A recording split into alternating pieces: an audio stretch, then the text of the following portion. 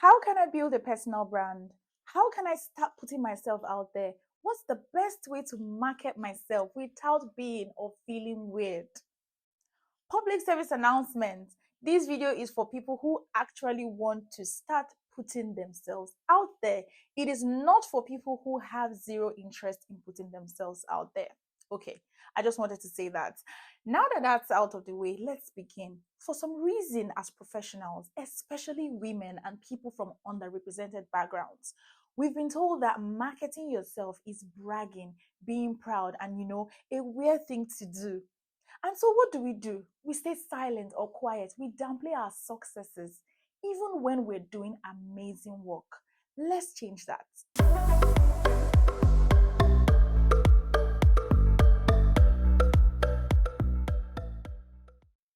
Hi guys, welcome back to my channel. If you're new here, my name is Princess Akari. I'm a product manager living and working in London, and this channel is all about helping you grow in your career and becoming the best version of yourself in all other areas of your life.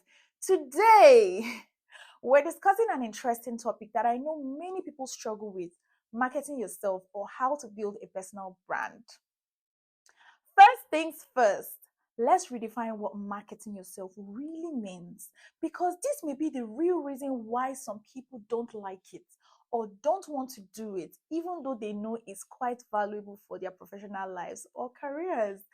If you redefine what it really means from I'm being, too proud, I'm bragging, I'm pretending to be someone that I'm not, to I want people to understand my value. I want to position myself for the opportunities that I want. If you redefine it like this, maybe mentally you may now be able to accept it and start making plans to show up more for yourself. When I say market yourself, I'm not talking about bragging or pretending to be something that you're not. Marketing yourself simply means helping people understand your value. That is, showing people the value that you bring. Marketing yourself also means making it easier for the right opportunities to find you. That is, positioning yourself for the opportunities that you want. That's it. It's not just about the hype alone. If people don't know what you do, how well you do it, or how you can help them, how will they know to call you or refer you or pay you your worth? So before we go even further, let's shift our mindset, because many times marketing or selling yourself is how people find you, is how they trust your skills and choose you for opportunities. You don't always have to wait for opportunities to come to you. Sometimes you have to put yourself out there to attract these opportunities. Now, let's go to the real reason you feel like you're bragging if you feel this way. I spoke a little about this some moments ago, but let's go deeper now. So let's be very honest. Most of us were raised to believe that humility equals silence, right? We were told, let your work speak for you. And even in recent times, some people still give this advice. In this big 2025, here's the truth: your work cannot speak for you if you keep it hidden. I'm so sorry. You will be grossly limited if you are still hung up on that advice in 2025. We're in the internet age. Things are not what they used to be. You can be the best in your field today, but you are limited because people don't know you or know what you do. And sometimes you raise your nose, in disgust when you see people who barely know anything get attractive opportunities. This one is funny because keeping your talent hidden is no longer a thing of pride. You better start showing up and showing people your value. If not, those lesser skilled people will continue to grow bolder and take the attractive opportunities available. That's just life. I mean, the imposters can always be caught, but the thing is, they found a way to be noticed for those opportunities while you're in your own room, you're in your house, squeezing your face. Oh my God. Okay, let's be serious now. If you've worked hard, you've grown, you've earned your voice, but you still do the following. Number one, downplay your success at work or in professional meetings. You feel awkward sharing a win online, or you tell yourself that, they'll think I'm proud or arrogant or showing off. You're not alone. That fear usually comes from somewhere. I say it's a fear, and it is. It's a fear of judgment, worrying about what others would think or say. It's shyness or discomfort being in the spotlight. It's also internalized beliefs, that type of confidence equals arrogance or a lack of self-trust and sometimes imposter syndrome. Feeling like you haven't earned the right to speak up. All of these ties back to how people will probably perceive you. You care too much about what people will say. So stop. Stop making yourself small to make other people comfortable. A word is enough for the wise. Anyway, if you've been enjoying the video so far, don't forget to please like, share this video with your network, and if you haven't subscribed, please go ahead and subscribe to my channel. Thank you so much. Now that we have talked extensively about redefining what it means to market yourself and also the real reason why you feel like it's weird, before I share further, just know that at first everything will feel cringe and you must embrace it. I made a video about embracing cringe things. Go ahead and watch it. Let's get into the how. You may ask yourself, how can I build a personal brand? How can I start putting myself out there? What's the best way to market myself without being, or feeling weird? First things first, choose a niche. Start by asking yourself, what do I want to be known for? Pick 2 or 3 core things you want to focus on. These should reflect your strengths, interests, and the kind of opportunities you want to attract.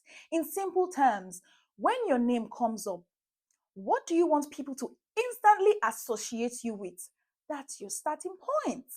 Next, choose a platform that works best for you. Instagram, Twitter, LinkedIn, YouTube, etc.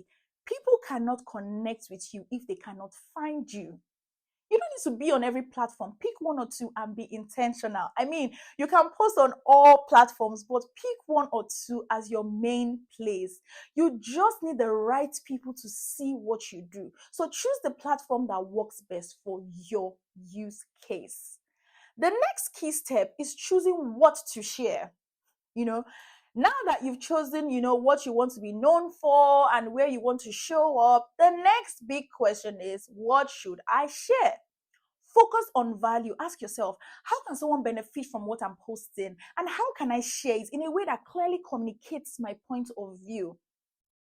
If your niche is connected to your career, for example, you can share stories from your work life, your work processes, lessons you've learned, wins that you're proud of, and even trends you're noticing in your industry. If your niche is specific, is a specific business venture, you can start talking about how you started, challenges you have faced, tips on how to help others who may be towing the same path. Here's a simple framework that I share with people on how to talk about their work online. What was the problem? What did you do? What was the result? It's clear, it's value focused. Let me give you an example. I'm a product manager, so my example is on building software products. Instead of saying I led the entire team to launch an improved app, blah, blah, blah, by myself, LinkedIn it.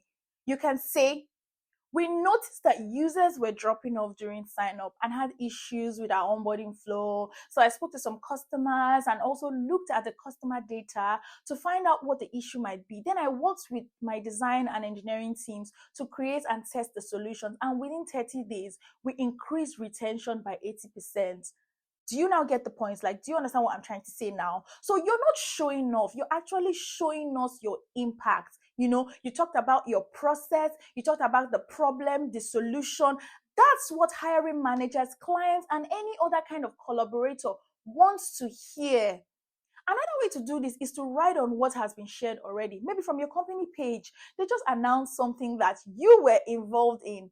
You use the we language when responding. You say, our team just wrapped a huge launch and I'm so proud of the work we did. And then go ahead and say the work that you did.